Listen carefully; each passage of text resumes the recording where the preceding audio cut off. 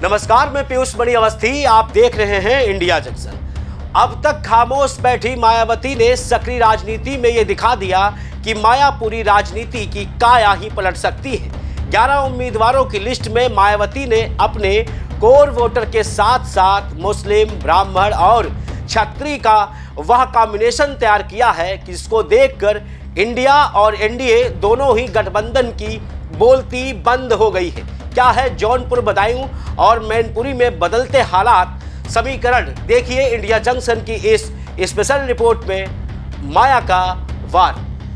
जब लोकसभा चुनाव 2024 की घोषणा हुई थी तब इंडिया गठबंधन जहां एक तरफ अखिलेश यादव और कांग्रेस पार्टी की मजबूती को बयां करने लग गया, तो वहीं एनडीए से जयंत चौधरी ने हाथ मिलाकर एनडीए गठबंधन को मजबूत कर दिया। ऐसे में मायावती अकेले पड़ गई थी। मायावती की सक्रिय राजनीति धीमे धीमे धूमिल होती जा रही थी। शायद यही कारण था कि जब मायावती ने आकाश आनंद को अपनी पार्टी का उत्तराधिकारी आधिकारिक तौर पर घोषित किया, तब से ही ये कयास लगाए जा रहे थे कि मायावती धीमे धीमे सक्रिय राजनीति में पीछे होती जा रही हैं और मायावती की खामोशी को विपक्ष हमेशा बीजेपी की बी टीम बताता रहा। लेकिन अचानक मायावती ने ऐसा कौन सा कदम सक्रिय राजनीति में आगे बढ़ाया जिससे न सिर्फ बीजेपी के होश उड़ गए बल्कि इंडिया गठबंधन भी खामोश बैठ गया। आज इंडिया जंक्शन की इस रिपोर्ट में मायावती के उसी मास्टर स्ट्रोक स्टेप की कोशिश को हम दिखाएंगे भी और बताएंगे भी। दरअसल मायावती ने अब जो 11 उम्मीदवारों की घोषणा की है, उनमें जौनपुर के सांसद रहे माफिया धनंजय सिंह की पत्नी और वर्तमान में जौनपुर की जिला पंचायत अध्यक्ष श्रीकला रेड्डी को टिकट देकर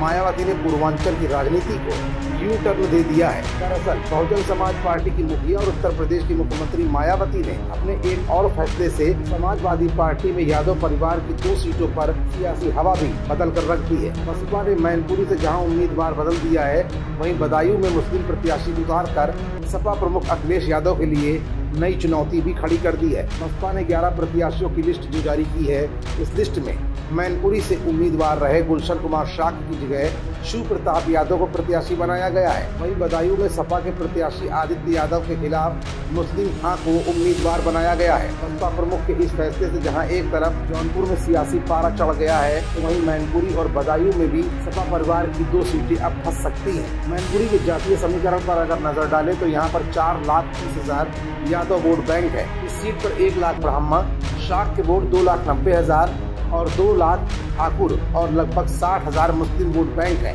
साल 2019 तक समाजवादी पार्टी, जनता पार्टी समेत अलग अलग पार्टी से यहां सांसद चुने गए, लेकिन अभी तक भाजपा का इस सीट से खाता नहीं खुला है। वहीं अब बसपा के नए कदम से डिम्पल यादव की राह आसान नहीं रह गई है। डिम्पल ने सपा संरक्षक मुलायम सिंह यादव के निधन के बाद साल 2022 में मैनपुरी उपचुनाव में जीत हासिल की थी। बदायूं में सबसे ज्यादा 4 लाख यादव वोटर है। मुस्लिम मतदाताओं की संख्या भी 3,50,000 से ज्यादा है। यहाँ गैर यादव ओबीसी वोटर करीब 2.5 लाख है। वैश्य और ब्राह्मण मतदाताओं की संख्या भी करीब यहाँ 2.5 लाख है।